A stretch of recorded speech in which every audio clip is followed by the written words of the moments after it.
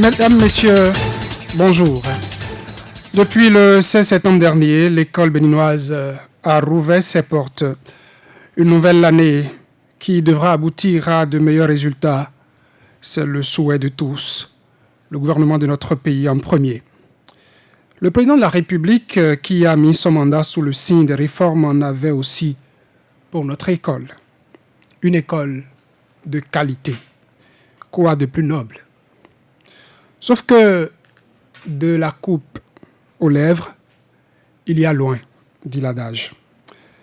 Si dans le secondaire, les aspirants essaient de s'adapter tant bien que mal à leur nouvelle réalité dans le primaire, les enseignants semblent vivre de l'inédit.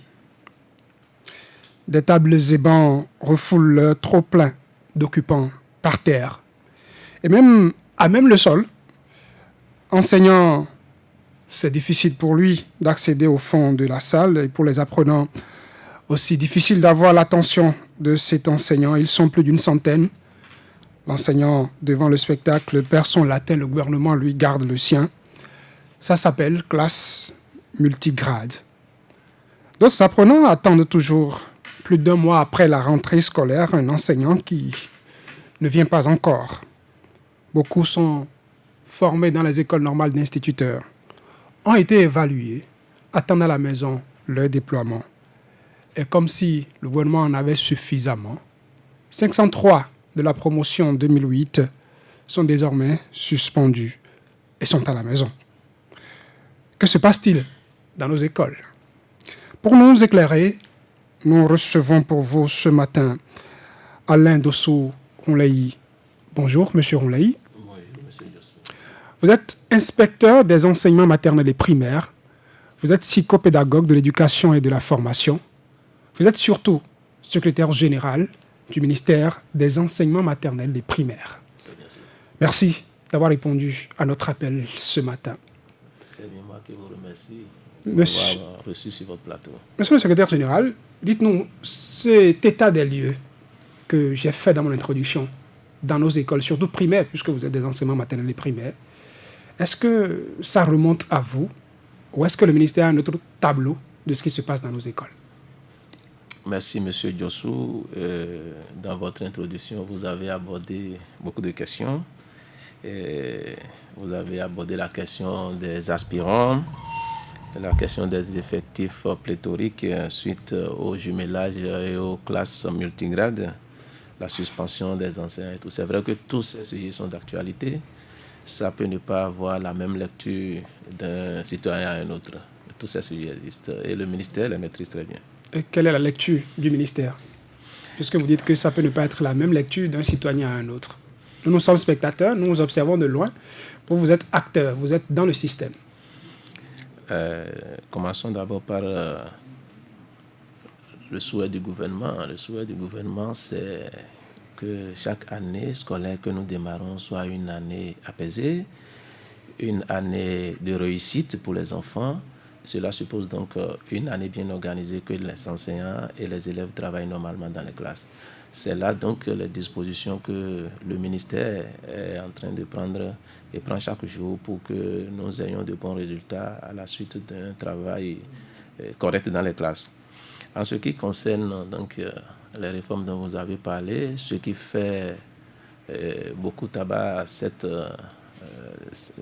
temps-ci, c'est la réforme au sujet de la fusion des écoles, la fusion des classes dans les écoles, ce qui a entraîné, comme vous le dites, les effectifs que vous appelez pléthoriques. Est-ce que ce n'est pas pléthorique? Est-ce que c'est nous qui appelons ces effectifs pléthoriques quand on est enseignant, on se retrouve en face de plus de 100 apprenants? C'est bien, M. Diossou. Il faut déjà partir du début des choses. La fusion des classes dans les écoles est venue à partir d'un constat. Vous savez, au Bénin, nous avons adopté comme ratio 50 élèves par classe et par enseignant il y a un moment. Mais avec aujourd'hui l'avènement de l'actuel gouvernement, nous avons révisé les choses pour qu'un enseignant soit à l'aise pour enseigner dans sa classe, il faut qu'il soit en face de 45 élèves. C'est le ratio que nous sommes en train d'adopter actuellement. Mais il est constaté que lorsque vous allez dans certaines écoles, des enseignants se retrouvent en face de 7 apprenants, 12 apprenants, 20 apprenants, pendant que dans d'autres départements, dans d'autres circonscriptions scolaires, ou même à côté de ces écoles, d'autres enseignants se retrouvent en face de 80. Cela pose le problème de la répartition correcte de nos enseignants dans les écoles. Si un enseignant qui doit tenir 45 élèves se retrouve devant 12 élèves, vous entendez avec moi que cet enseignant est sous-employé. Dans le même temps, celui qui doit se retrouver devant 45 élèves, s'il se retrouve devant 80 élèves, il est surutilisé, n'est-ce pas? Et donc, il faut revoir les choses. Et le ratio, quand nous avons parcouru les départements, nous avons constaté que dans certains départements, la moyenne est au-dessus de 60, 69, 70 par là. Alors que dans d'autres départements, la moyenne se trouve dans 40, quelquefois même en deçà de 40. Dans le même temps, il y a des classes sans maître. Et cela ne date pas d'aujourd'hui. Vous savez, le problème de pénurie d'enseignants dans nos écoles, vous l'avez vécu certainement quand vous étiez sur les bancs aussi. Ça ne date pas d'aujourd'hui. Et donc, pour régler tous ces problèmes, nous avons dit qu'il faut considérer en moyenne le nombre d'élèves qu'on doit avoir dans chaque classe et donc dans chaque école pour donner le nombre d'enseignants qu'il faut en tenant compte du ratio. Donc, lorsque vous allez dans une école qui doit avoir 45 par classe, le minimum que nous devons trouver dans cette école, c'est 270 élèves. Lorsque je fais 45, que je multiplie par 6, ça doit me donner 270 élèves. Si nous n'avons pas 270 élèves et que nous avons par exemple 150 élèves, est-ce qu'il faut garder 6 enseignants, 5 enseignants dans cette école? Alors qu'à côté, une école qui a beaucoup plus d'enseignants et beaucoup plus d'élèves, a moins d'enseignants. C'est dans ces conditions que nous avons dit qu'il faut alors regrouper certaines classes pour qu'un enseignant puisse tenir le nombre d'enfants qu'il a à tenir pour que nous puissions, pour le moment, utiliser à bon escient l'effectif des enseignants que nous avons à disposition. Est-ce que priez ici, oui, faites votre parenthèse d'abord. Le ministère des enseignements maternels et primaires ne recrute pas les enseignants. Le ministère des enseignements maternels et primaires utilise les enseignants qui sont mis à sa disposition par le gouvernement à travers le ministère de la fonction publique qui organise les concours de recrutement. Mais les deux font partie du même gouvernement. Bien sûr, mais chacun a son rôle. Nous sommes les ministères utilisateurs, mais c'est un autre ministère qui met à disposition du ministère utilisateur les agents à utiliser. Vous avez fini avec votre parenthèse. Pris ainsi, quand on dit qu'un enseignant doit tenir au moins 45 élèves et qu'on le retrouve à tenir 30, il faut désormais jumeler les classes, faire ces classes multigrades. Et puis, est-ce que ce n'est pas réduire l'enseignant comme, excusez peut-être l'analogie, une vache qu'il faut traire et parce qu'il n'est pas déjà en face de 45 apprenants, il est sous-employé? Vous savez, ce n'est pas tout à fait ça. C'est les conditions que nous vivons actuellement dans le système qui font du moins que nous sommes obligés de faire cette gestion conjoncturelle avant que les choses ne puissent se mettre en ordre. Je vous donne un seul exemple. Voici une école dont je tais le nom, c'est dans Dassazoumé. Au CI, nous avons 44. Au CP, nous avons 14. Voulez-vous qu'on mette un enseignant devant 44 élèves pendant que quelqu'un d'autre est devant 14 élèves? Est-ce qu'on ne peut pas mettre le CICP là ensemble et avoir 58 élèves dans cette classe? Est-ce que c'est déjà trop pour un enseignant? Ce n'est peut-être pas trop, 58 pour vous. Mais prenez également l'exemple de ceux qui se retrouvent avec 120 et quelques. Oui, les 120 et quelques, nous en arriverons là. Et dès que le problème est posé, que les gens ont commencé par crier, et surtout les cieux, il y a 120 élèves, il y a 80 élèves, le ministère n'était même pas encore resté voir croiser. Le ministère, dès que la fusion a été faite, le ministère a déjà la situation au plan national, puisque nous avons demandé au DEDAM de nous envoyer la liste des écoles qui ont connu des classes fusionnées avec l'effectif de l'école d'abord et l'effectif des classes fusionnées. Et je peux vous dire que la situation est ici tout de suite. Là où vous trouvez par exemple qu'il y a 180 élèves, 70 élèves, c'est souvent des classes CICP où les directeurs d'école ont fait de nouveaux recrutements. Sinon, avant que l'on ne fasse l'opération de fusion, on n'est pas allé au hasard. L'opération de fusion a suivi une procédure vraiment scientifique. D'abord, la DPP au bureau connaît les effectifs par classe dans le pays. Et nous avons vu les effectifs qui sont chétifs comme ceux que vous voyez. La DPP, c'est la direction de la programmation et de la prospective. Vous voyez un C1 dans cette école. Vous voyez un C1 de 20 élèves et un C2 de 8 élèves. Et c'est ça. Et ça c'est récent. Ces données-là ont été envoyées la semaine dernière. Alors, je viens. Combien d'exemples du genre on peut donner aujourd'hui? Parce que j'ai l'impression que ces cas sont vraiment minimes à côté. Justement, c'est vous qui le pensez. Moi, je peux vous mettre à disposition tous les documents qui sont à ma disposition ici et vous verrez que les cas où les élèves sont nombreux pour un enseignant sont des cas rares. Voilà. Et enfin, si vous parcourez 2, 3 ou 4 écoles, vous pouvez en trouver. Mais quand on parcourt tout le pays et qu'on met le tout ensemble, on trouvera que c'est des cas rares. C'est vrai que c'est préoccupant aussi. Et j'étais en train de vous décrire le processus. Le processus a consisté donc à voir les écoles qui ont les effectifs chétifs. Et dans ces écoles, nous avons, quand on a fait la liste, on est allé sur le terrain. Les chefs de circonscription scolaire, les directeurs départementaux des enseignements maternels primaires, ont été associés pour confirmer que ces effectifs sont vrais, avec les cahiers contrôle de chaque circonscription scolaire.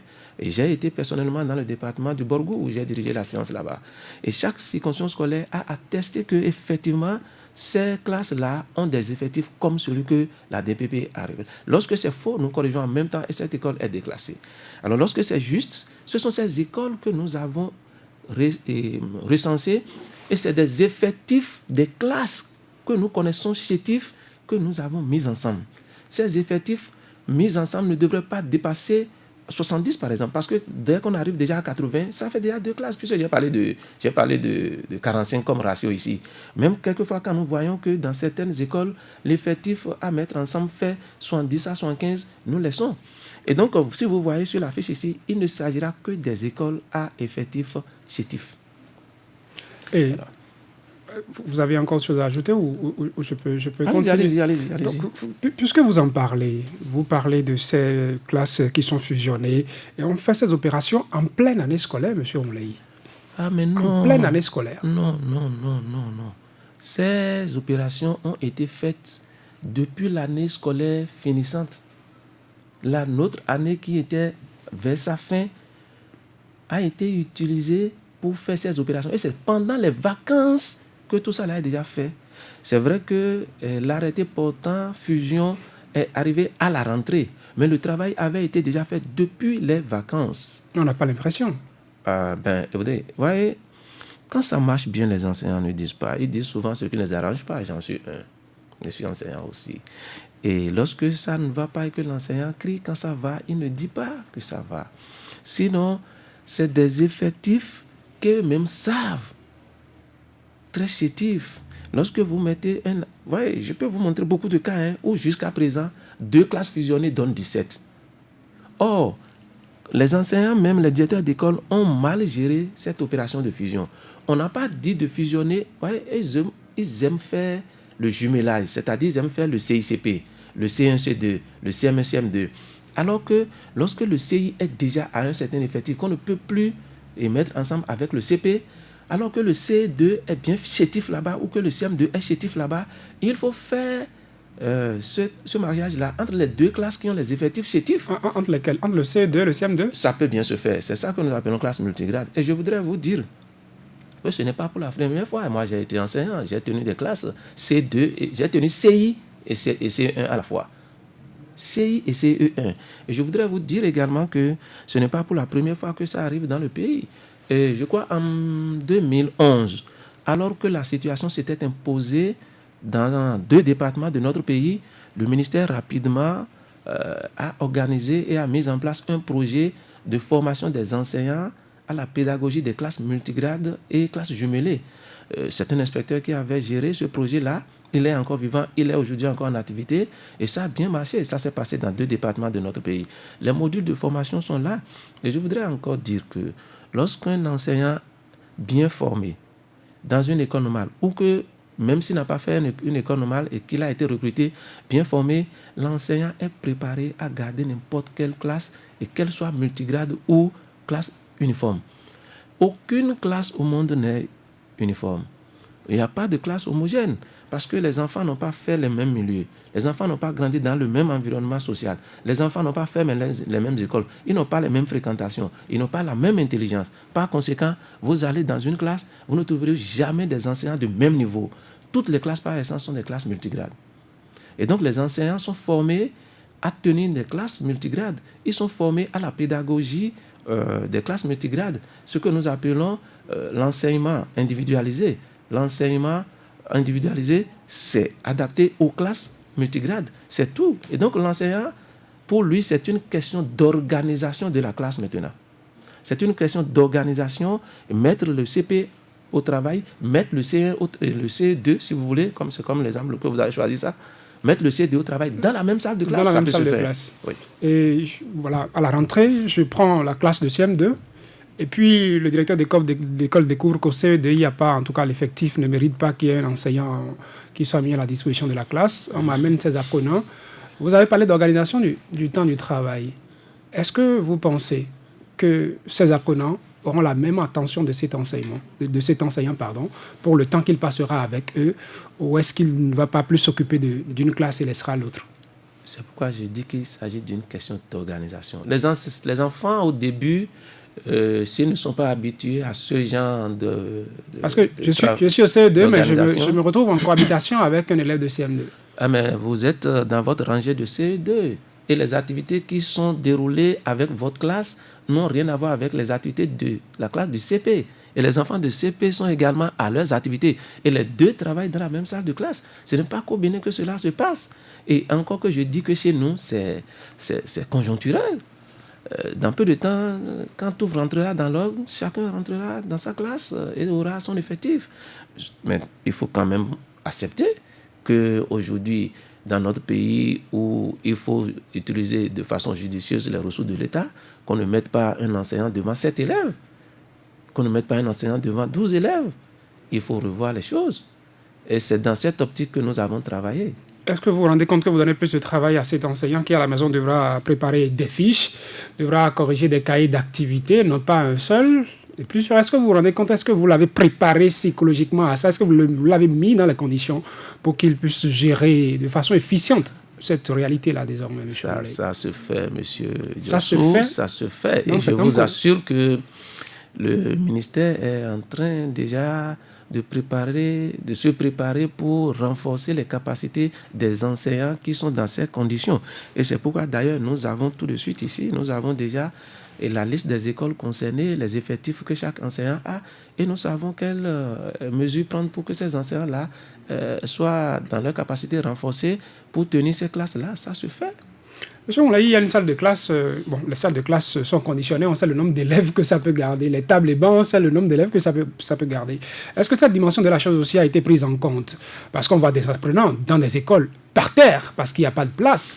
Les classes ne sont pas élastiques. On ne peut pas les rallonger quand elles doivent contenir 50 élèves pour qu'elles se retrouvent à contenir 120 et autres.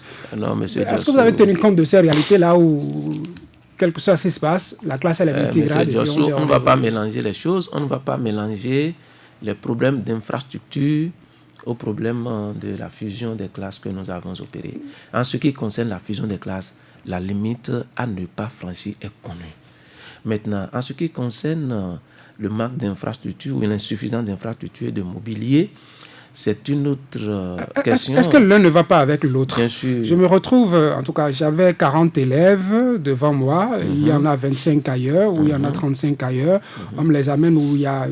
souffrez que je table sur ces effectifs que nous appelons pléthoriques. Si vous faites 40 plus 25, ça fait 65. Ça peut encore tenir dans une classe. Nos classes ont comme dimension 9 sur 7. Et quand je me retrouve, parce que je disais, souffrez que je prenne comme exemple ces effectifs pléthoriques, avec plus de 100 dans la classe, Est-ce que je vais dissocier les problèmes d'ordre infrastructurel avec cet autre problème qui est quand même là? Plus de 100 ne provient pas de l'opération de fusion. C'est clair. Ça, le directeur, peut-être par insuffisance d'enseignants, a pris des dispositions, mais plus de 100 ne provient pas de la fusion. Ça, fouillez tous nos documents. Les critères pour qu'on fusionne 2 classes ont été bien étudiés et bien partagés avec les gens. Plus de 100, ça ne provient pas de nous. Même à 80, ça ne provient pas de la fusion. Donc, vous rejetez la responsabilité non, bon, sur le directeur d'établissement. Nous ne rejetons pas. Non, bon, dire qu'on a rejeté la responsabilité, c'est trop dit. On ne va pas rejeter la responsabilité. Ils ont pris les mesures qu'ils peuvent. Mais si elles ne sont pas bien prises, nous allons corriger avec eux. Et déjà, je lance un appel aux chefs de circonscription scolaire pour voir comment est-ce que les classes sont mises ensemble pour que nous ayons 100. Et je vais vous donner un exemple.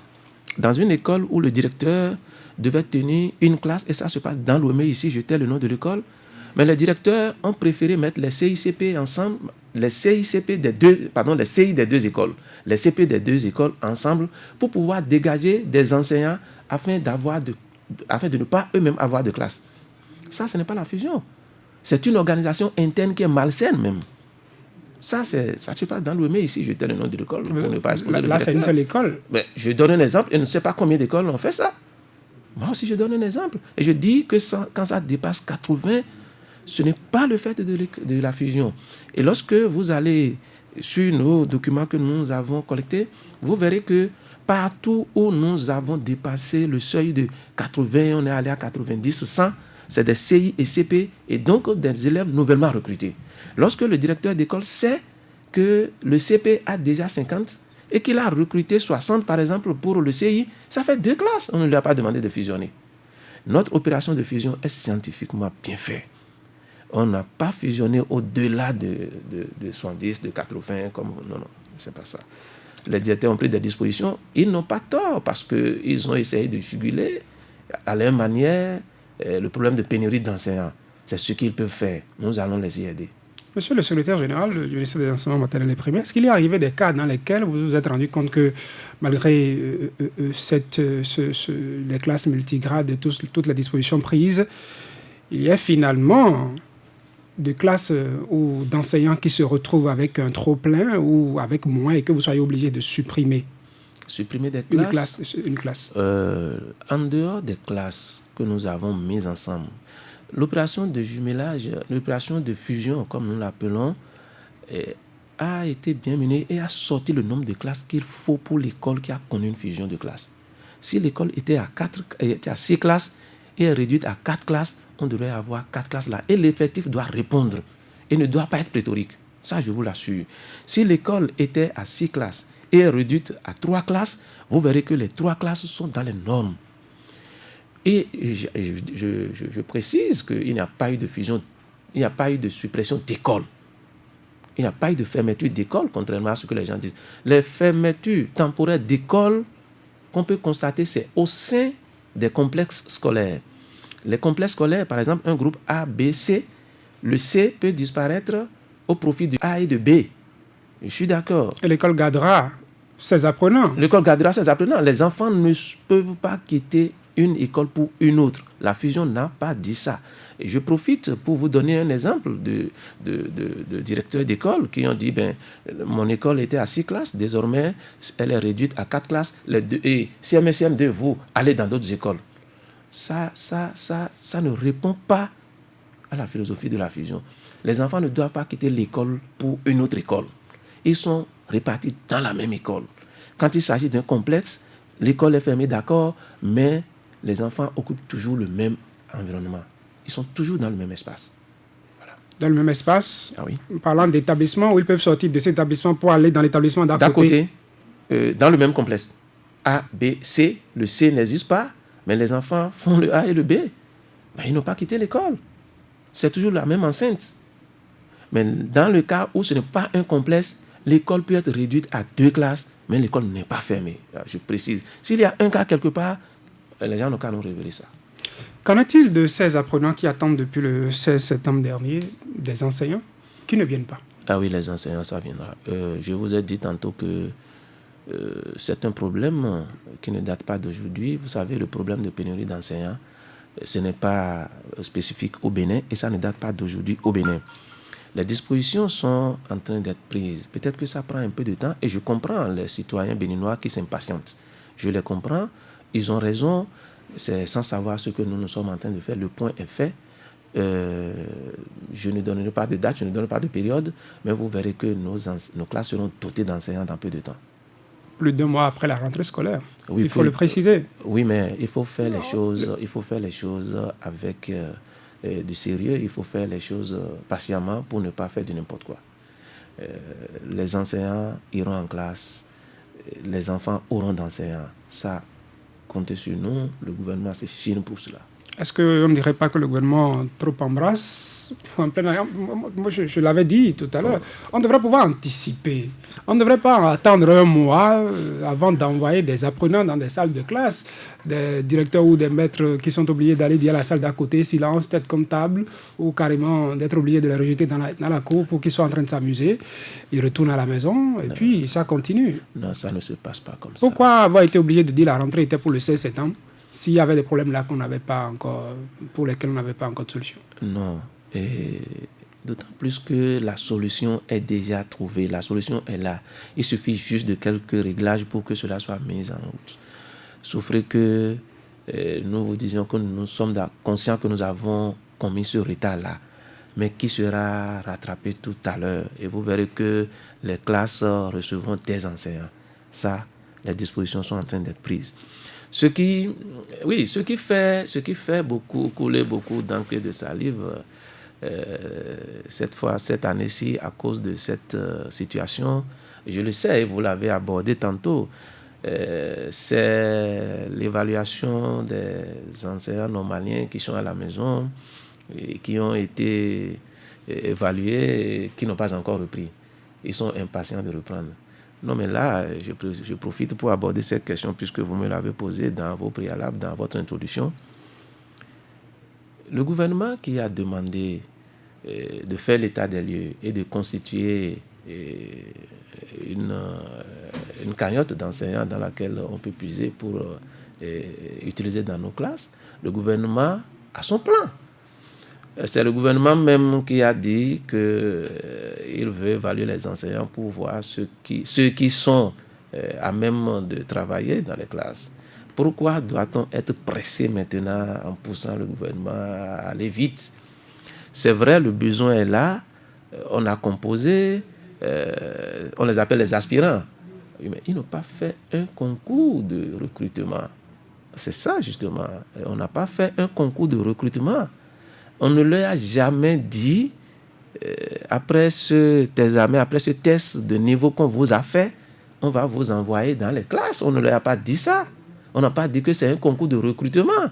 Mais le gouvernement a dit, venez composer, on ne sait pas ce à quoi ça va servir, on n'a qu'à patienter. On sait très bien que ce sont des enseignants et qu'ils iront jouer en classe, travailler. Le paradoxe, c'est quand le besoin est là, vous n'êtes pas pressé apparemment. On est bien pressé, mais il ne faut pas confondre précipitation. Il y en a parmi eux, pour ce que nous avons entendu, on en a reçu un ici cette semaine. L'évaluation, nous a-t-il dit, c'était depuis août 2018. Pour que les résultats sortent, il fallait attendre août 2019. Un an après, les résultats sont là. On ne dit plus rien. Faut-il attendre 1 an encore avant de s'y mettre? Si vous avez jugé bon faire cette évaluation, c'est parce que vous l'avez dit, vous avez senti le besoin. Et c'est là disponible. Oui, c'est bien. Et le gouvernement a dit qu'il veut constituer une base de données. Quand on a une base de données, on sait pourquoi on veut l'avoir. C'est des enseignants, on les a jaugés, on connaît leur niveau. Ils iront certainement en classe un jour. Chez nous, la situation est plus délicate que les comparaisons que les gens sont en train de faire, que dans le secondaire, c'est déjà oui, fait. J'allais vous le dire. Oui, mais dans le secondaire... L'évaluation a eu lieu les vacances dernières, et puis les aspirants sont déjà déployés, même si là-bas également, il y a des réalités. Vous savez, M. Diossou, dans le secondaire, c'est une question d'heures. Il faut attribuer des heures aux professeurs. Ils iront en classe, ils vont accomplir une certaine masse horaire. Mais chez nous, l'enseignant qui va être envoyé dans l'école sera responsable d'une classe et va rester devant les élèves. Et ce n'est pas dans les centres-villes seulement que le besoin se fait sentir, c'est dans tout le pays. Ça, c'est plus facile d'attribuer une classe que d'attribuer des heures. Oh, mon frère, c'est ce Parce que qu'il faut faire le calcul, il faut en donner au permanent, au contractuel, il faut voir le reste maintenant, qui est là, qui est-ce qu'il faut mettre ici en fonction de ses capacités et tout ça. Alors que si c'est la classe, on sait qu'on est sorti d'une école normale d'instituteurs. Si on vous remet le CED aujourd'hui, vous allez vous y mettre. Oh là là, mais vous pensez que c'est si facile. Et au primaire, c'est beaucoup plus délicat. Chaque enseignant sera devant une classe, devant un auditoire composé d'enfants de la classe. Il faut qu'on les répartisse au prorata de nos besoins. C'est plus délicat. Toujours est-il que... Est-ce que les besoins n'étaient pas déjà identifiés quand après une évaluation, vous retenez un peu plus de 5 000? Les besoins sont identifiés et dépassent même les 5 000 dont vous parlez. Les besoins sont identifiés et dépassent. C'est là la délicatesse de la question. Vous savez, aujourd'hui, nous avons un besoin de près de 10 000 enseignants. Nous avons besoin de près de 10 000 enseignants. Dans le primaire. Dans le primaire. Si vous en trouvez 10 000 maintenant, c'est encore qu'à la fin de l'année, tout à l'heure, 523 iront à la retraite. C'est dire que nous avons la situation en main. Nous connaissons la situation du personnel enseignant au ministère des Enseignements maternels et primaires. Et donc, patientez et vous verrez que les dispositions que nous sommes en train de prendre sont déjà presque à terme et vous verrez que dans les classes, bientôt, il y aura des enseignants pour encadrer nos enfants. Encore que dans certains milieux, les parents n'ont pas attendu ça. Je ne dis pas que tout le monde doit le faire, mais si on le faisait, c'est encore bon. Les parents se sont organisés pour trouver des enseignants, pour garder les enfants en attendant que l'État pourvoie les classes de... Est-ce que là, ce n'est pas un autre problème, M. Roulaï? Quand l'État, soucieux de la qualité des enseignants qui devront se rendre dans les salles de classe, fait des évaluations pour en retenir les bonnes graines, et que, parce que les enfants n'ont pas des enseignants, que les parents soient obligés d'aller en trouver d'autres dont ils ne sont pas sûrs de la qualité. Vous savez pourquoi j'ai abordé la question? Aujourd'hui, les gens pensent que l'État doit tout faire. Effectivement, sur le plan éducation, l'État doit faire, d'accord. Mais on ne peut pas aujourd'hui mettre de côté la participation de la communauté à la gestion de l'école. La participation de la communauté à la gestion de l'école n'est pas que du côté organisationnel. Les parents peuvent avoir à gérer le côté matériel, le côté personnel aussi. Nous avons bien encadré ça et ça se fait depuis près de 2 ans déjà. Quand des parents, nous avons constaté qu'ils recrutent des enseignants pour encadrer les enfants, nous n'avons pas à leur dire non, c'est de bonnes initiatives, mais qui sont encadrées et comment. Lorsque nous constatons que les parents sont dans le besoin dans une école, nous demandons que les parents démontrent la pertinence de ce besoin-là, qu'ils nous écrivent pour demander l'autorisation parce qu'il faut payer cet enseignant. À combien faut-il le payer? Et combien d'élèves avons-nous dans l'école? Le total pour l'année, ça fait combien? De ce point de vue, combien chaque enfant va payer pour qu'il n'y ait pas de dérive? Et nous autorisons. Et nous voulons voir la qualité de l'enseignant qui est recruté. C'est diplôme et tout, donc l'inspecteur veille à Comment vous voulez veiller à ça? Ah, mais monsieur... Vous en avez, vous ne mettez pas à leur disposition, eux veulent en trouver, vous leur faites toutes ces conditions-là. Oui. Ils doivent justifier du besoin, ils doivent justifier de la pertinence, alors que vous savez qu'il y a des écoles qui sont là, qui n'ont pas d'enseignants. Vous savez, monsieur Joshua, l'école appartient tant à la communauté qu'à l'État. Et donc, nous sommes obligés de les aider à trouver le bon grain lorsqu'il s'agit de recruter des enseignants pour mettre à la disposition des classes. Nous, c'est notre devoir de veiller à la qualité de l'enseignement. Nous avons travaillé à l'accès et à la rétention, et c'est ça qui fait les effectifs dont vous parlez. Maintenant, nous devons veiller à la qualité. Il ne faut plus que n'importe qui aille dans les classes. Et en attendant que nous mettions à la disposition, si des parents d'élèves prennent la décision d'occuper les enfants par des enseignants, nous n'allons quand même pas leur permettre d'aller prendre, comme ce fut le cas que vous critiquez toujours, des tailleurs, des couturiers, des coiffeurs, comme vous avez toujours l'habitude de dire. On sent que vous écoutez souvent sur les j'écoute bien. Donc, on ne va quand même pas permettre et on va encadrer. Et c'est notre rôle. Ce que ça laisse voir ou ça laisse comprendre, M. Roulaï, quand vous dites que si des parents sont prêts, cela voudra dire que la solution que vous avez à proposer, ce n'est pas une solution à court terme. Et pourquoi? Si c'était une solution à court terme, pourquoi laisserez-vous des parents devoir aller recruter des enseignants? Non, mais ce que nous disons... Cela voudra dire que les écoles devront attendre des mois encore. Ce n'est pas pour cette année. Je vous ai dit que c'est une chose qui se fait déjà depuis près de 2 ans où nous autorisons les parents à le faire et à faire même d'autres dépenses. Je vous ai dit des dispositions, des précautions qui ont été prises par des parents jusque-là. Ça veut dire que quand nous allons mettre des enseignants à disposition maintenant, si on couvre toutes les classes, est-ce qu'ils auront encore besoin d'utiliser ces gens-là? Si à l'heure actuelle, à l'étape actuelle des choses, il n'y a pas ces initiatives qui viennent des parents. En attendant, vous, votre solution, c'est qu'on va attendre, les enfants vont rester là-bas. Je viens de vous dire, M. Djossou, que ce n'est pas pour longtemps. Et vous verrez, et vous me prenez au mot dans peu de temps. Et je vous appellerai pour demander, M. Djossou, qui a dit la vérité. Que répondrez-vous, M. Ronley, à ceux qui pensent que l'État, en procédant à l'évaluation des enseignants, surtout dans le primaire comme dans le secondaire, c'est pour avoir des officiers de réserve au cas où les évaluations prévues pour les enseignants contractuels de 2008 feraient flop? Pour les remplacer, vous êtes constitué vos officiers de réserve et maintenant que bon, il n'y a que 503 entre griffes têtues, vous vous retrouvez avec ça sous les bras, vous ne savez pas comment gérer. Non, sous les bras, non. Comment on ne sait pas comment gérer? Non, mais là, jamais. Je voudrais vous dire, M. Djossou, que l'évaluation des enseignants a une histoire. L'évaluation des enseignants a une histoire. Et nous, au Bénin, nous aimons dire les choses sans nous renseigner, sans aller au fond des choses. Vous savez, je peux vous dire d'où est partie cette question de l'évaluation des enseignants. En 2017, alors que nous sommes en partenariat avec nos PTF, la Banque mondiale et tous, nous avons constaté que malgré tout ce que l'on fait dans certains départements de notre pays, le niveau des enfants continue d'être déplorable. Alors, qu'est-ce qui fait le problème? Les programmes sont les mêmes. Alors, les enfants, quand on donne ce qu'on doit donner, excusez, quand l'enseignant fait son travail comme il doit le faire, mais qu'est-ce qui peut... Mais on a analysé tout et on a constaté à partir de certains faits que cela peut provenir, c'est une hypothèse des enseignants. Et ce qui nous a amené, tenez-vous bien, à remettre à nos enseignants des livres de mathématiques, de grammaire, à lire les livres de niveau CM2, d'accord, à lire, à parcourir les exercices qui ont des corrigés à l'intérieur.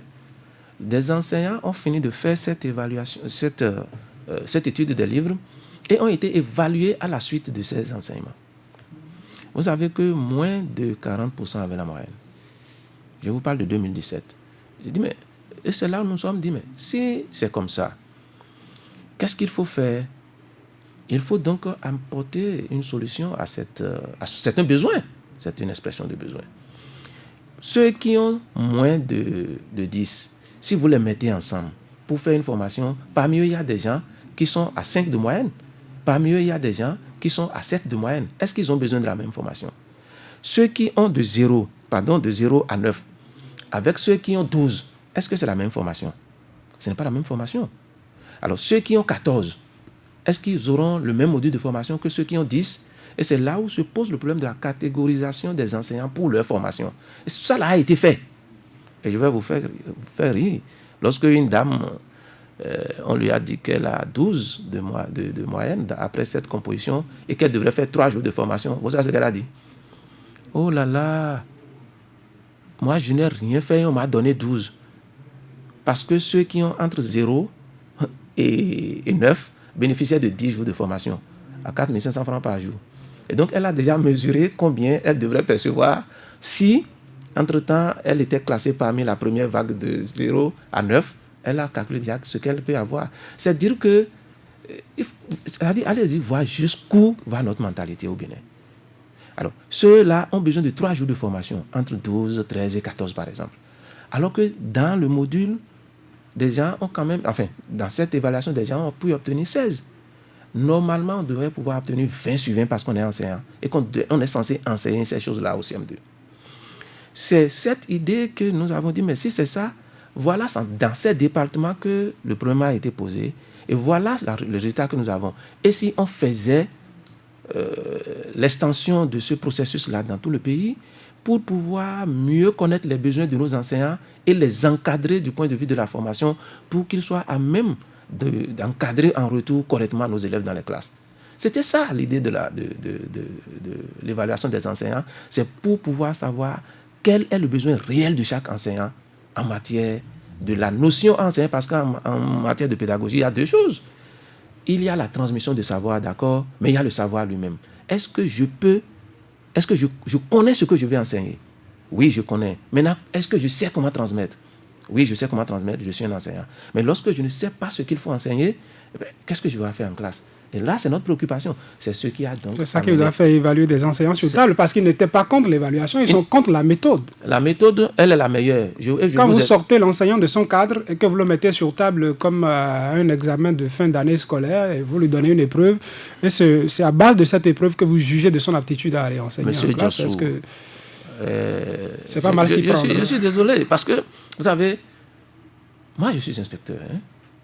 Alors, quand on dit évaluer l'enseignant en situation de classe, c'est la transmission du savoir qu'on va évaluer là. C'est vrai que... Est-ce que ce n'est pas une opportunité pour voir déjà le savoir qu'il veut transmettre? Oui, c'est ce que vous avez l'opportunité d'apprécier les deux. Mais on n'appréciera pas tout. Parce que si je le vois en mathématiques, c'est vrai que je peux connaître son niveau en français, son niveau en mathématiques, tout à la fois. Vous ne pouvez non plus évaluer tout quand vous le voyez. Vous le sortez de son cadre et que vous le mettez sur table. Pour justement, mais au moins lorsque... Oui, mais c'est quand même une épreuve de français où on peut déjà apprécier globalement le niveau de cet enseignant-là. C'est une épreuve de mathématiques qui peut nous permettre également d'apprécier globalement son niveau en mathématiques. Alors, lorsqu'il est en situation de classe, nous allons le voir dans la transmission de savoir. C'est vrai que là aussi, nous mettons l'accent sur la notion à enseigner. Mais là, ce n'est pas la même chose que quand il compose pour que nous puissions voir ce qu'il lui faut aujourd'hui, c'est beaucoup plus le relèvement du niveau académique de l'enseignant. Monsieur Diossou, je voudrais vous demander d'aller dans certaines classes. Ce n'est pas une insulte pour les enseignants, hein. J'en suis un. Mais dans certaines classes, l'enseignant ne peut pas écrire un texte de 4 phrases sans une faute. Et ça nous fait honte. Nous sommes obligés de corriger ça. Et c'est ça qui nous a amenés à organiser ces évaluations-là, pas pour leur faire du mal. Bon, faire un contingent de réserve, ça vient de... Pourquoi avoir ciblé la contracture de la promotion 2008, M. Ronley, qu'ont-ils fait? Pourquoi c'est eux? C'est comme si c'était les brebis galeuses, les brebis galeuses de la fonction. Vous les prenez, eux, promotion 2008. On sait que 2008, on sait à quel moment, sous quel président ils ont été recrutés. Et vous n'allez pas empêcher ceux qui font des analyses politiques de faire des analyses politiques. Oui, entre autres raisons, M. Diossou. Vous savez que c'est des gens que nous-mêmes, inspecteurs, directeurs d'école, parents d'élèves, avions recrutés. Il y en a même qui avaient été déjà recrutés avant de se débrouiller pour avoir leur BPC parce qu'on n'avait pas tenu compte des diplômes. Ils avaient entre autres enseignants à la formation, ceux qui dirigent le ministère aujourd'hui. Oui, là c'est vous qui le dites.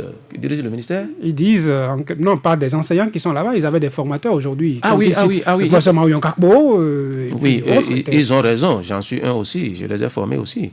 Vous savez, ce qui est arrivé à notre pays, la responsabilité de la chose là n'est pas à un seul niveau. Nous sommes tous coupables. Pourquoi la promotion 2008? Vous n'avez pas encore répondu à ma question. Pourquoi cette promotion? C'est vous qui m'avez interrompu. Pourquoi cette promotion? Et je vous disais que vous savez très bien les conditions dans lesquelles ces gens-là ont été recrutés aussi. Mais ils ont été formés par la suite. Ils ont été formés, mais ça n'a pas atteint le niveau que nous voulons, c'est tout. Et nous voulons les remettre. Est-ce que, voilà, à la fin maintenant, vous avez vu que ceux qui ont réussi leur évaluation, ils sont en classe. Ceux qui n'ont pas réussi, ils sont en classe. Est-ce qu'on les a sortis? Parce qu'il a été dit, il ne faut pas douter de ce qu'un ministre du gouvernement dit. Et je trouve ça très grave lorsque l'on doute de ce qu'un ministre du gouvernement dit. On a bien précisé que ce n'est pas pour envoyer quelqu'un. Mais ce n'est pas ce qui était dit au départ. Il avait été dit on a vu des documents circuler où on rompt le contrat. Qui est-ce qui a produit ces documents? Ne me posez pas la question. Mais non, mais moi je me pose la question. On a vu des documents authentiques circuler sur lesquels c'est écrit, on rompt le contrat, on les appelle pour la formation, On prend ça jusqu'à la fin. Et quand les critiques ont commencé, on a vu le gouvernement revenir pour dire on ne rompt pas de contrat, on va à l'évaluation. Bon, au moins, on a dit ça. Au moins, on a dit qu'on ne rompt pas de contrat. Par la suite, et quand on va de documents confidentiels circuler, c'est que ça ne rassure pas. Non, il faut que et le gouvernement actuel, ce n'est pas le premier coup qu'il aurait fait. Il faut que les gens soient rassurés. Il a été dit, et je sais que des ministres du gouvernement l'ont dit sur des plateaux de télévision et de radio, que c'est juste pour évaluer et connaître le niveau des enseignants, les catégoriser. Et il a été bien précisé que c'est ceux qui n'auraient pas participé, qui ont choisi délibérément de ne pas participer, qui feront les frais. Parce que vous êtes dans l'illégalité. Ah mais dans quelle illégalité? Les centrales et confédérations syndicales, même en recommandant que le gouvernement aille avec l'évaluation, on lui a précisé qu'avant sa fin, que le gouvernement puisse régulariser, puisse légaliser l'opération. Parce que ceux qui ont boycotté disent jusqu'aujourd'hui que c'est illégal ce qui a été fait. Bon, ce que j'ai à dire à ce niveau-là, c'est tout simplement nous sommes dans un pays de droit et ils ont les voies de recours légaux pour pouvoir se faire entendre. On sait ce que valent ces voies également sur la rupture. Ah ben là, mais si vous ne faites plus confiance à la justice de notre pays... C'est la raison du plus fort qui est là. Si vous ne faites plus confiance, ce n'est pas qu'on n'ait pas confiance. Vous savez que le gouvernement, même si vous avez raison avec les lois qui existent, on peut vous suspendre, on peut vous dire, bon allez, vous avez tel nombre de mois de salaire, bye bye, et tout ce qui va. En tout cas, moi, je fais confiance à la justice de ce pays. C'est pourquoi je dis qu'ils ont les voies de recours légaux pour se faire entendre et pour se faire justice. Si tant qu'ils pensent que ce qui a été fait est fait dans l'illégalité, eh bien, notre pays est un pays de droit. Et voilà, pendant ce temps, 503 sont à la maison pour en parler et ils auront choisi. Ben, ils ont été avertis. Ils ont été avertis et ils ont choisi. Et je sais que ils n'ont pas baissé les bras. Bon, ça donnera quelque chose. La justice de notre pays est là pour nous tous. Pourquoi ne pas mettre en général, puisque vous êtes inspecteur, vous avez dit, vous descendez dans les établissements, vous voyez quelques fautes de ces enseignants, pourquoi ne pas décider de faire comme le gouvernement précédent en les mettant de façon, en les soumettant tous à une formation, comme le gouvernement avait eu à faire à l'époque? Les mettre tous en formation. Justement, mais c'est ce que nous sommes en train de faire. Mais on ne va pas faire une formation d'ensemble à quelqu'un qui a un niveau qui lui permet d'obtenir 5 dans une épreuve alors que l'autre a pu obtenir 14. Si vous les mettez ensemble sur le même module de formation, vous n'aurez rien fait. Et c'est ça justement quand nous parlons de classe multigrade. Parmi les enseignants aussi, c'est une classe multigrade.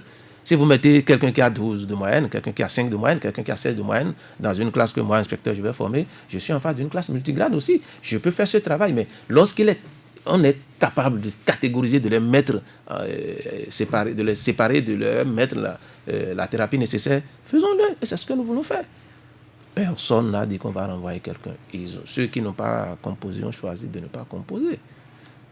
Nous avons le devoir de les former et une inspection en classe ne peut pas permettre de former un enseignant dans tous les compartiments de ses besoins en formation.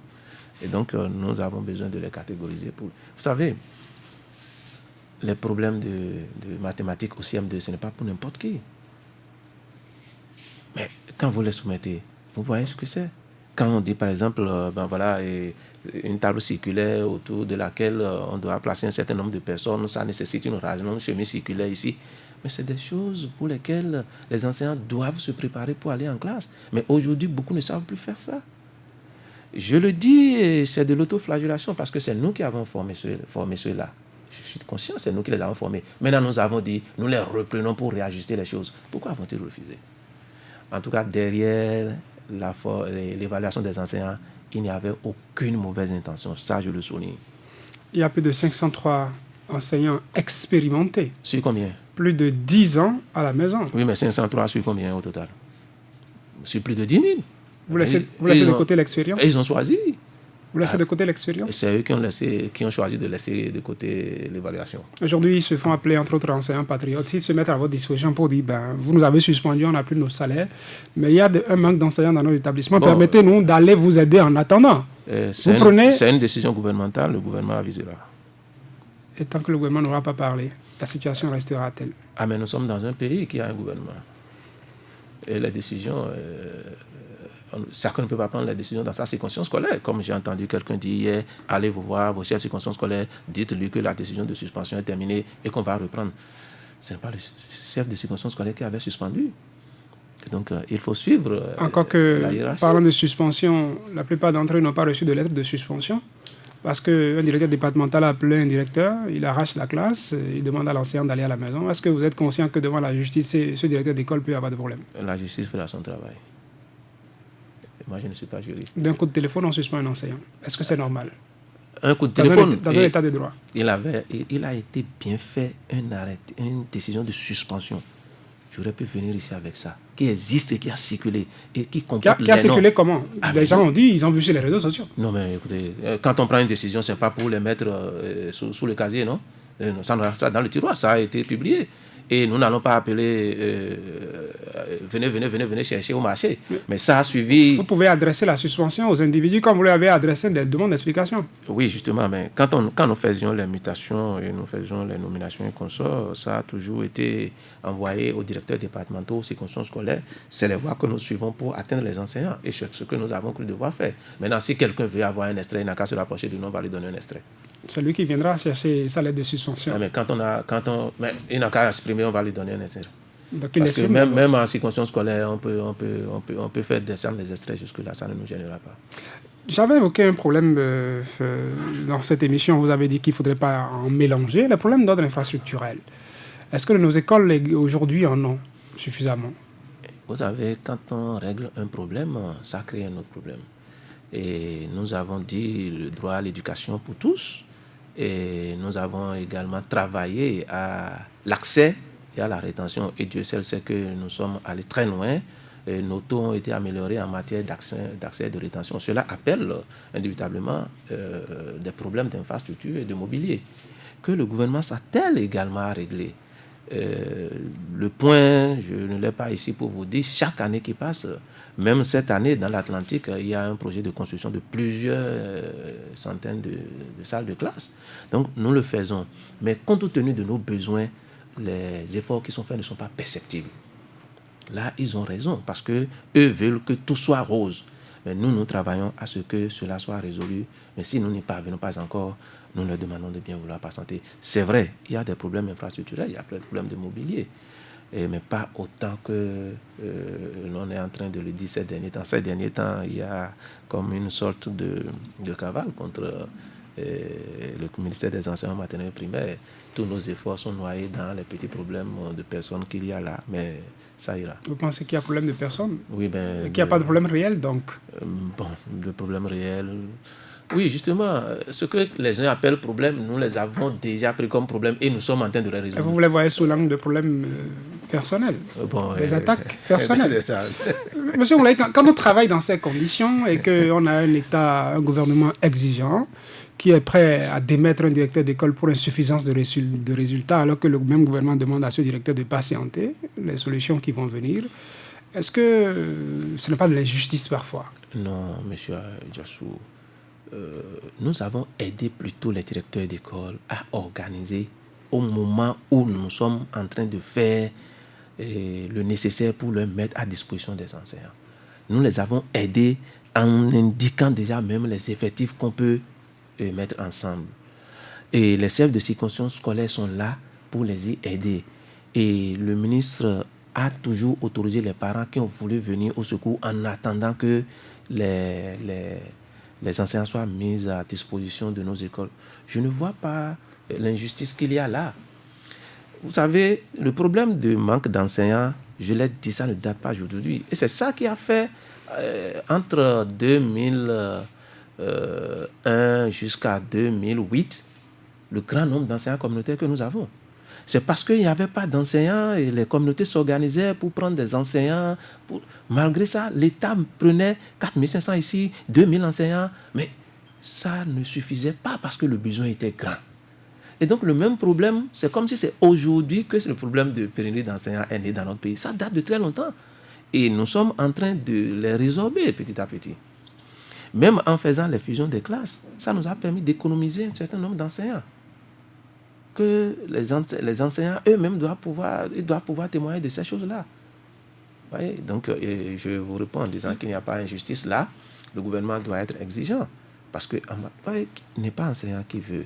Quand vous êtes enseignant devant des enfants, c'est ce que les parents ont de plus cher. C'est ce que la nation a de plus cher. Et donc, on ne peut pas être tolérant pour certaines choses devant les enseignants. Les subventions?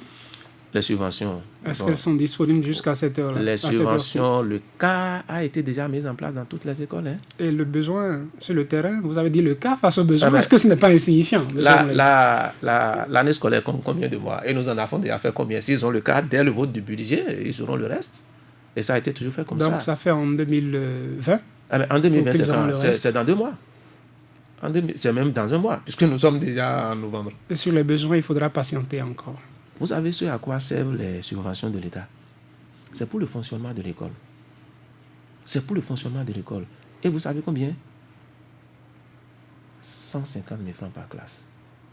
Pour les besoins de l'école. Et on a déjà eu le cas. On peut s'en contenter en attendant que le reste arrive. C'est sans oublier qu'avec cette histoire de gratuité, surtout pour les filles, il faudra qu'on enregistre, il faut qu'on fasse le nombre, il faut qu'on renvoie l'ascenseur au gouvernement avant que le gouvernement ne décide de rembourser. Il ne rembourse jamais d'intérêt.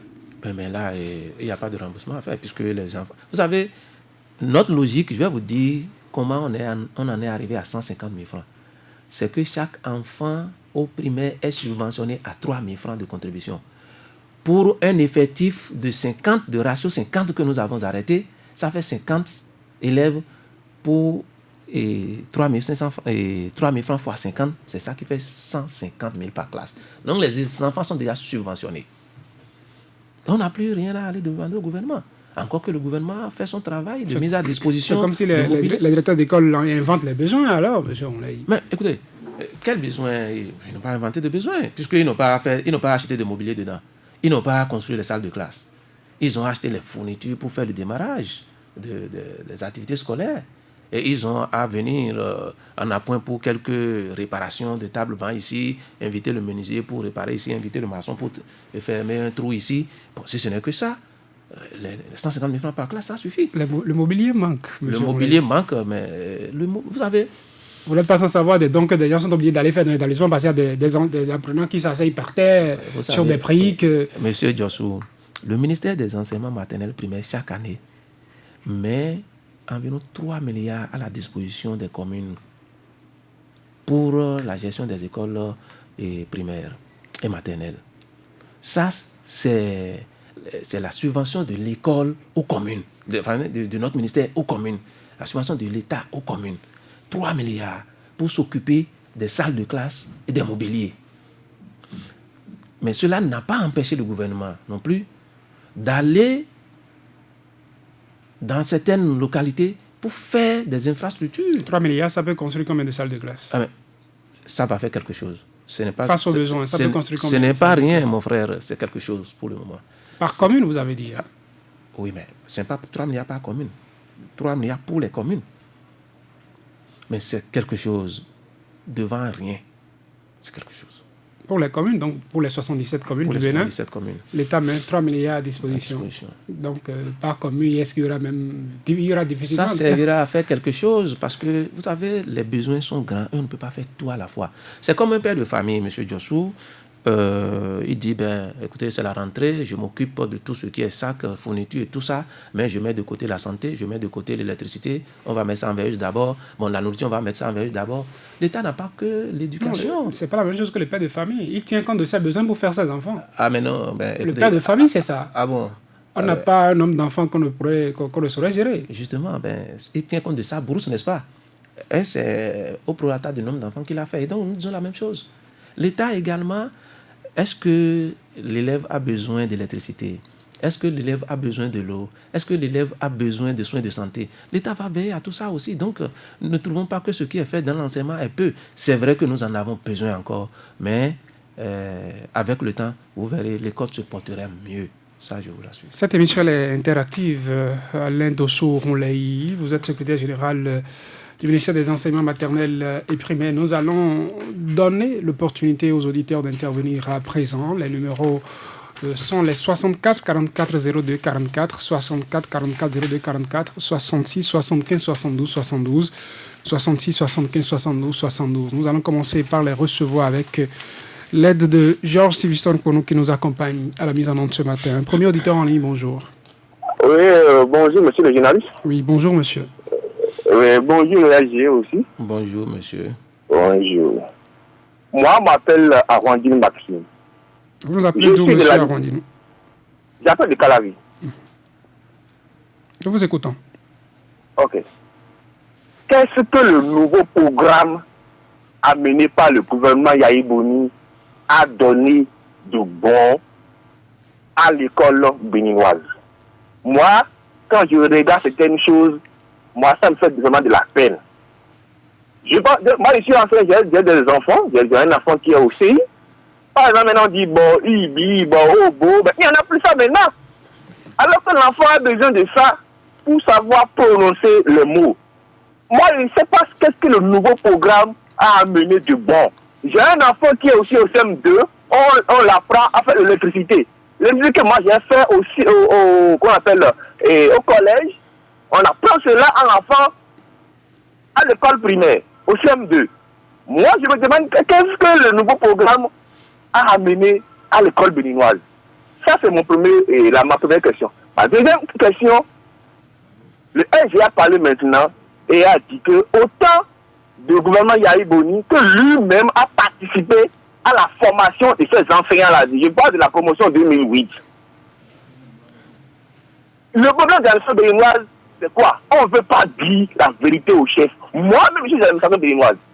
Le chef a dit ça, faisons ça. Sachant très bien que ce que le chef a dit, que c'est mauvais, mais on n'a pas le courage de lui dire la vérité. On fait ce que le chef a dit. Sinon, peut-être que j'ai un poste politique, on va m'enlever ce poste politique-là. On a peur de ça. Et on fait ce que le chef dit. Aujourd'hui, maintenant, le commandant a dit qu'il va renvoyer les gens. L'SG qui est là oblige de le faire. Le SG qui est là obligé de dire ce que le président Talon a dit, c'est ça qu'il va faire. Même si c'est mauvais, il va le faire. On aura le gouvernement après Talon, et c'est comme ça que le code béninoise, la politisation de l'administration publique a tout foutu en l'air. C'est quoi le lien que vous faites avec la promotion 2008 que vous évoquez? Oui. Quand je l'ai suivi maintenant, quand il a parlé de la promotion 2008, il a dit qu'une dame avait dit, oh, moi je n'ai pas travaillé. Et pourtant, on m'a dit que j'ai 12. Ça veut dire quoi? Ça veut dire que ces enseignants-là, sachant déjà qu'on ne va pas les renvoyer, n'ont pas donné le meilleur d'eux. Ça veut dire quoi? Le résultat qu'ils ont eu, c'était un résultat pas vraiment appréciable. On ne peut pas ce résultat-là et travailler avec ça. Ça, c'est un. Deuxième chose, évaluer un enseignant, ce n'est pas seulement aller sur une table et dire voilà, voilà. Il y a aussi la pédagogie aussi. Donc, ils doivent, quand ils ont fait leur évaluation, ils doivent rester d'abord là et aller suivre encore ces enseignants-là lors des inspections pédagogiques pour voir la transmission, comment ils arrivent à transmettre. D'accord, c'est compris, monsieur Arrondinon. Merci pour votre appel. Nous allons prendre notre auditeur. Bonjour. Oui, monsieur Vigile Avanceur, bonjour. Bonjour. Anselmo Pindior, depuis Calavi. Nous vous écoutons, monsieur Pindior, même si ce n'est pas Virgile qui conduit l'émission aujourd'hui. Nous vous écoutons. Ok, je salue votre invité. Moi, j'ai deux questions à vous poser, et puis encore une doléance. Moi, mon souhait, c'est parce que la façon dont le secrétaire général est en train de conduire, c'est-à-dire d'Asie, ne me rassure pas.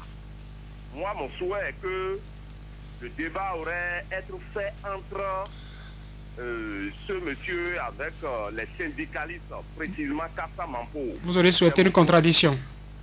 Voilà. Parce que vraiment, avec ce qui se passe, ce que nous sommes en train de voir sur le terrain, par rapport à ce que le monsieur est en train de dire, j'ai l'impression comme si il y a un endroit qui dit du coup nous mettons à Podaglomé. C'est qu'ils sont avec le chef de l'État, mais ils n'ont pas le courage pour dire réellement ce qui se passe sur le terrain au chef de l'État. Et après, quand ça va péter peut-être, ils vont revenir nous dire que voilà, en ce temps-là, on ne pouvait pas le dire. Voilà, on nous aurait fait ceci. Donc, vraiment, il ne faudrait pas qu'on donne courage indien au chef de l'État. Deuxième sujet, on parle aujourd'hui des écoles.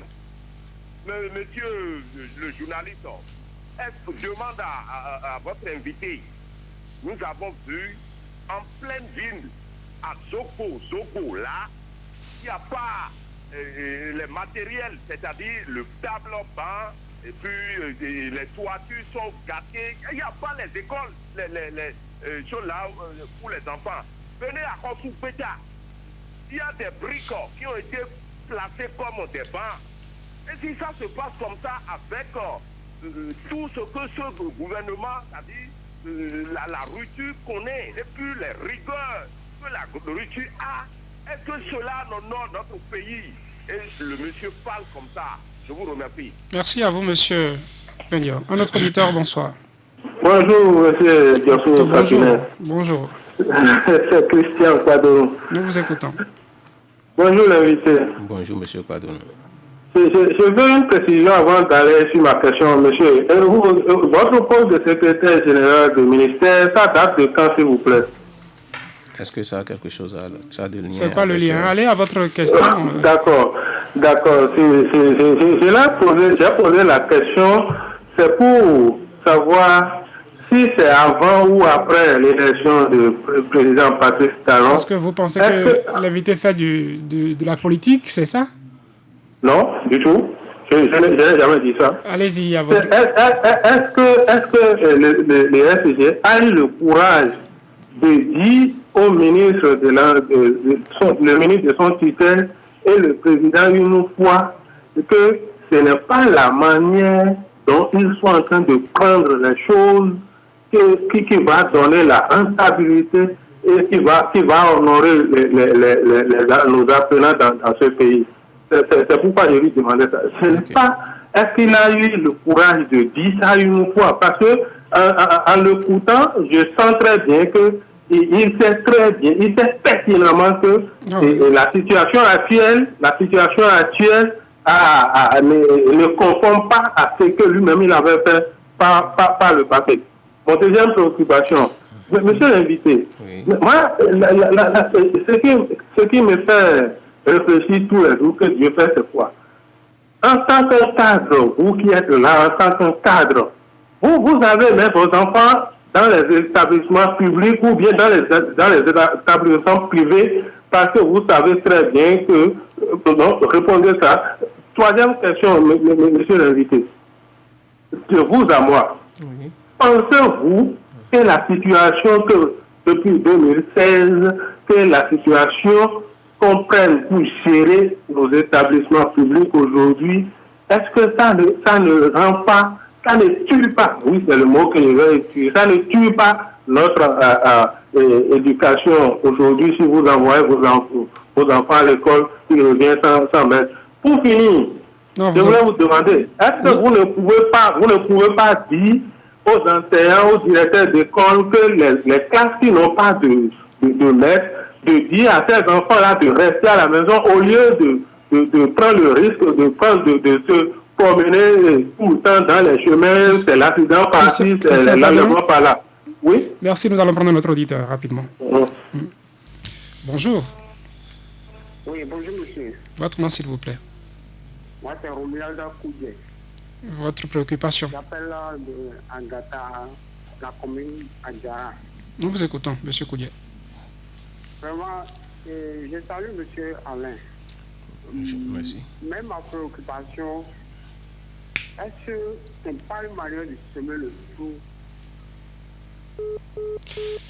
Il est parti. Georges Bonou nous permettra d'avoir un autre, le tout dernier certainement. Bonjour. Oui. Bonjour. Votre nom s'il vous plaît. Sébastien Nyankosso, je m'appelle. Nous vous écoutons, monsieur Nyankosso. Je salue votre invité. Le gouvernement est en train de faire ce qu'il peut, mais ça ne va pas dans nos établissements. Ce n'est pas bien. Même pas pris ça hier, dans l'école primaire publique de Kondéou. Nous avons tenu une réunion avec les parents des élèves. Il y a en manque 7 enseignants. 7 enseignants dans cette école. 7 enseignants. Donc, et les parents des élèves ont décidé de cotiser 4 050 francs par élève. Donc, celui qui a 3 enfants dans cette école doit payer 4 050 francs par 3. Est-ce que c'est normal? Et la situation est identique dans plusieurs de nos écoles. Alors, nous sommes au temps de la rupture. Pouvons-nous accepter ça? Pouvons-nous être insensibles à cette situation? Nous ne pouvons pas envoyer nos enfants à l'école pour devenir des abrutis. Monsieur le secrétaire, rapidement envoyez votre ministre et trouvez des solutions pour cette situation. Sinon, ça fait mal et ça nous touche le cœur. C'est ma seule préoccupation pour ce matin, monsieur le journaliste Sébastien Nyoros, je vous remercie. Merci à vous, Sébastien Nyoros. Georges me permet d'avoir un tout dernier. Bonjour. Oui, bonjour, monsieur Gassou. C'est Devon qui est à l'appareil. Monsieur Devon. Oui.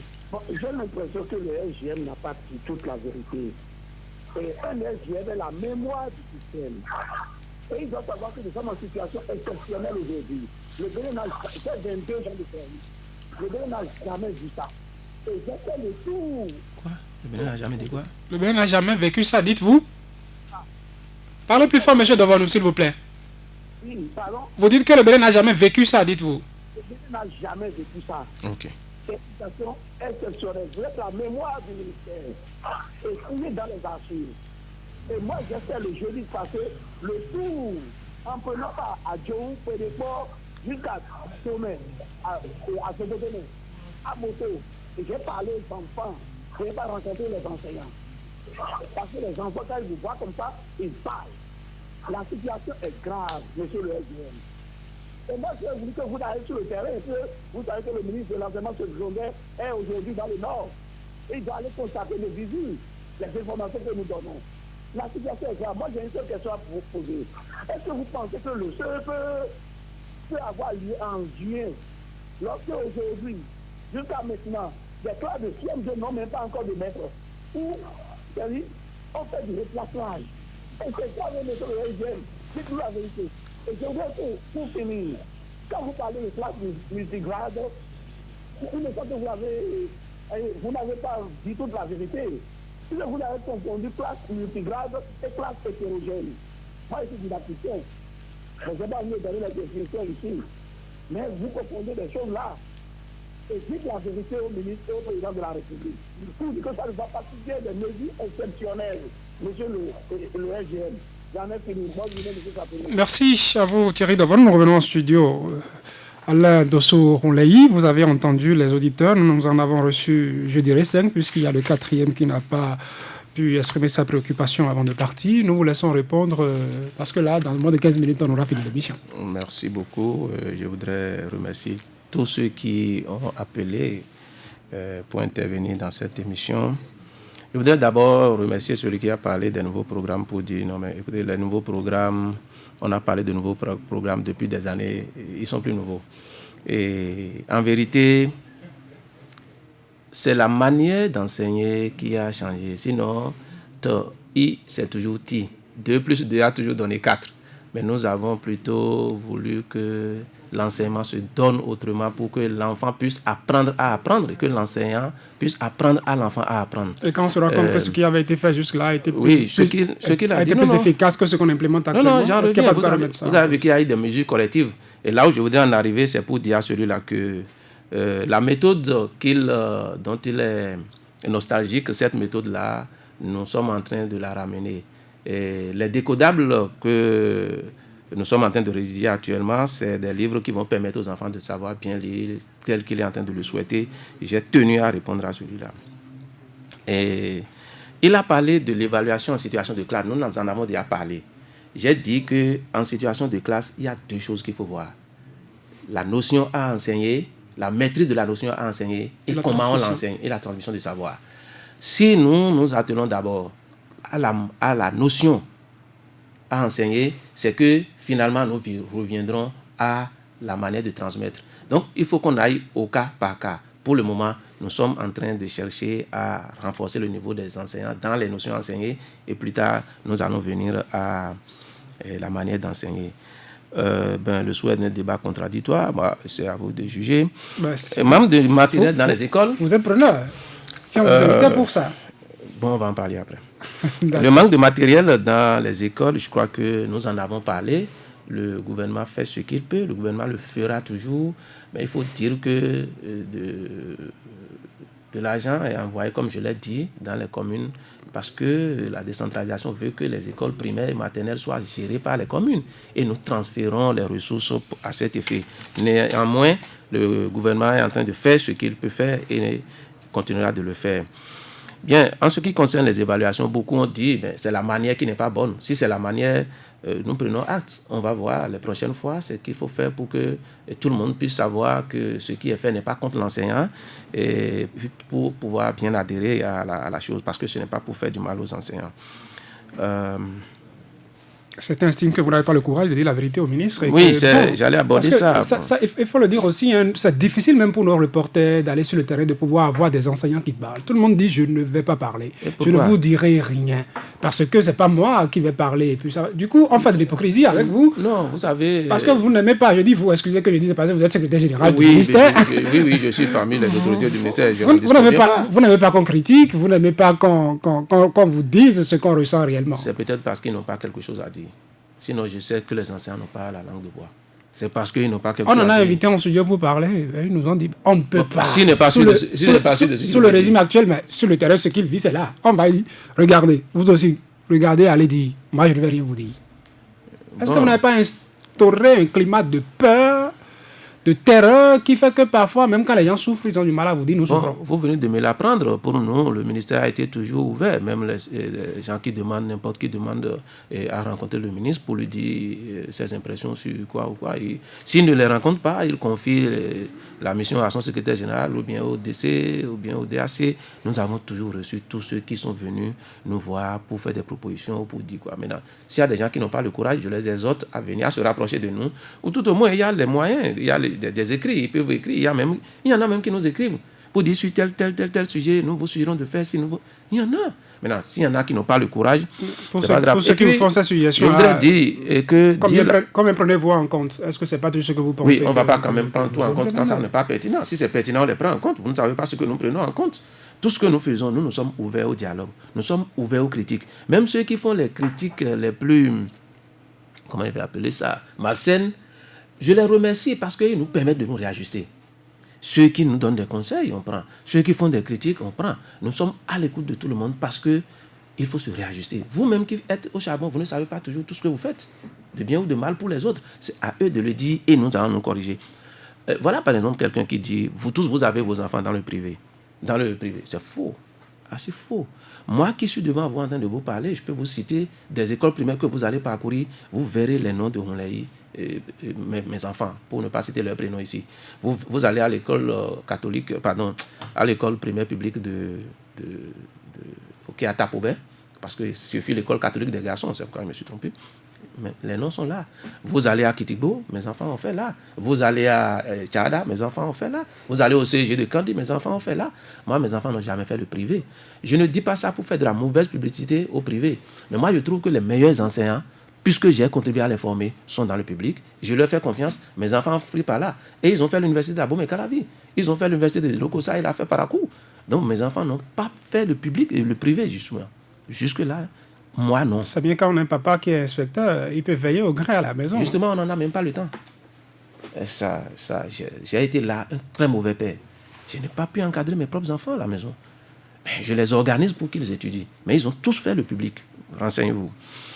Et bon, le manque d'enseignants, oui, c'est ce que j'ai dit tantôt. Vous voyez, M. Nyonhosu a dit, c'est bien Nyonhosu, il a dit quelque chose que j'ai déjà dit ici. 50 oui, voilà, quand on fait ces propositions-là, on nous les envoie.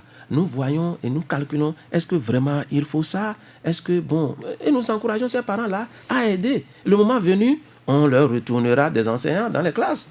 Vous voyez, c'est des précautions qu'il faut prendre pour que, comme quelqu'un le dit là, on ne dise pas aux enfants d'aller à la maison. Dire aux enfants d'aller à la maison, ce n'est pas bien. C'est pas ça le met plus en sécurité que de le laisser dans la cour flâner. Non, aucun enfant ne devrait rester à la maison, dans la cour pour flâner. Parce qu'il est organisé, la surveillance des enfants dans l'école. C'est régi par nos règlements intérieurs. Dès qu'un enfant a mis pied dans les classes, à l'école, il est sous la responsabilité du directeur d'école et sous chaque enseignant. Eh bien, M. Devonon, lui, bon, il a vu de la contradiction partout, on n'a pas dit la vérité. Bon, je le laisse dire ce qui est vérité à lui.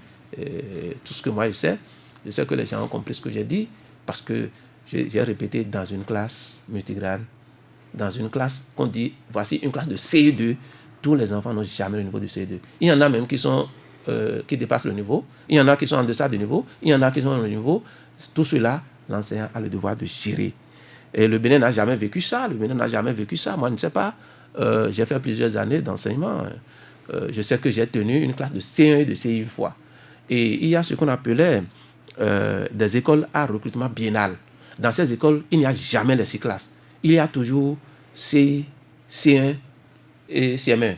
L'année qui suit, vous verrez le CP, le CE2 et le CM2. Mais quand il y a des redoublants, ils se mettent toujours ensemble. Je vous parle de 87. J'étais déjà enseignant. Je vous parle de 87. Et ça a duré. Alors si la situation n'a jamais été comme ça au Bénin, pourquoi avons-nous eu des communautaires? Si c'est en parlant de manque d'enseignants, la situation a été toujours comme ça. Mais aujourd'hui, nous sommes en train de prendre le taureau par les cornes. C'est vrai, ça va faire mal. Mais pour le moment, souffrez que ça fasse mal comme c'est en train de le faire. Et vous verrez au bout du tunnel que nous avons réussi. Dire la vérité au ministre. Je dis, notre ministre est ouvert. Venez à nous tous les lundis, vous verrez qu'il y a le conseil de cabinet où chacun dit ce qu'il pense du sujet qui est sur la table. Et nous, vous venez au chacun dit ce qu'il pense ou chacun dit ce qui arrange le ministre. Bon, ça c'est vous qui le pensez. Parce que je crois que nous sommes tous dans un même bateau et que nous n'avons pas le droit de faire chavirer le bateau. On connaît un peu nos cadres au Bénin. Il vaut mieux caresser l'autorité dans le sens des poils. Non, mais, le temps qu'il fera. Et quand quelqu'un d'autre viendra, on dit, comme l'a chanté l'artiste à Trito, tout ce qu'on leur dira, c'est comme ça, il faut faire avec eux. Il faut les laisser faire. C'est vrai qu'il faut le dire avec une certaine courtoisie. Quand vous dites qu'il faut caresser le patron dans le sens du poil, il faut dire les choses avec une certaine courtoisie. On n'attaquera pas le chef, mais il faut lui dire avec toute la courtoisie. Vous êtes inspecteur, vous êtes convaincu que ce que le gouvernement est en train de faire, en train d'implémenter, ce n'est pas bien, ça n'aura pas un résultat. Est-ce que vous avez le courage de dire ce que vous faites là? Malheureusement, c'est des choses que nous pensons ensemble. Et il vous dira toujours, voilà le problème, allez penser et puis faites-moi des propositions. Et ça part toujours de nous. Je ne sais pas pourquoi nous irons lui dire après ce que nous avons pensé, que vous avez mis en œuvre, c'est vous, non. Nous pouvons dire, oui, mais à la mise en œuvre, voici les réagissements à faire. À la mise en œuvre, ça a péché ici, on peut le faire. Ça a été toujours pensé, il vous dit toujours, allez-y, réfléchissez, faites-moi des propositions. Alain Dosso-Moulaye, est-ce que le certificat d'études primaires pourra tenir en juillet avec ce flottement-là que nous connaissons? On dit qu'il y a des classes de CM2 qui n'ont même pas d'enseignants jusqu'ici. Malheureusement, il n'en a pas cité parce que les directeurs sont tenus de tenir les classes de CM2. Et jusqu'à que chaque école a son directeur aujourd'hui d'abord. Alors, je ne sais pas quelle classe de CM2 n'a pas d'enseignants. Il ne faut pas dire certaines choses pour faire peur au peuple, pour semer le doute dans l'esprit des gens. Le CEP aura bel et bien lieu. C'est planifié. En juin. Sans faute. Mais l'année scolaire a commencé, l'année scolaire a démarré. Si tout va comme nous avons organisé, il n'y aurait pas de problème. C'est parce qu'à des niveaux donnés, des enseignants, les directeurs d'école, et ce n'est pas leur faute, c'est ce qu'ils peuvent qu'ils ont fait. On fait des jumelages de classes, des regroupements de classes qui nous fait parler, qui nous font du moins parler aujourd'hui. Je crois que cela va nous permettre de retourner sur le terrain et les encadrer et voir comment il faut arranger les choses pour que chaque classe puisse travailler en attendant la mise à disposition des enseignants. Nous sommes à la fin de cette émission. Je vous laisse dire votre mot. Je voudrais d'abord vous remercier, Soleil FM, pour nous avoir offert cette occasion de partager avec le peuple béninois sur les sujets d'actualité. Et je l'ai dit, je le répète, tout ce qui est fait dans l'intérêt de l'école béninoise. Et l'école béninoise appartient à nous tous. Et c'est ce que nous avons de plus cher que nous envoyons dans ces écoles. Je voudrais inviter les enseignants, les parents d'élèves et tous les acteurs de l'école à s'associer à nous. Nous sommes ouverts aux critiques, aux propositions pour que notre école puisse marcher. Après tout, c'est notre école. Je vous remercie. Alain Dosso-Moulaye, vous êtes inspecteur des enseignements maternels et primaires, vous êtes psychopédagogue de l'éducation et de la formation, vous êtes l'actuel secrétaire général du ministère des enseignements maternels et primaires. Avec vous, on aura survolé aujourd'hui les problèmes de ce sous-secteur depuis la rentrée scolaire qui a pris son envol le 16 septembre. On aura retenu que des problèmes existent réellement, mais que le gouvernement travaille à apporter des solutions qui ne vont pas durer. Vous rassurez que tout se déroulera comme prévu. Si ce que vous voulez implémenter, vous réussissez à le faire. Merci d'avoir répondu à notre invitation. Merci à vous, auditrices et auditeurs de Soleil FM, à vous qui nous suivez sur Sika TV également. Merci pour votre attention. Sans langue de bois, ce sera encore dimanche prochain.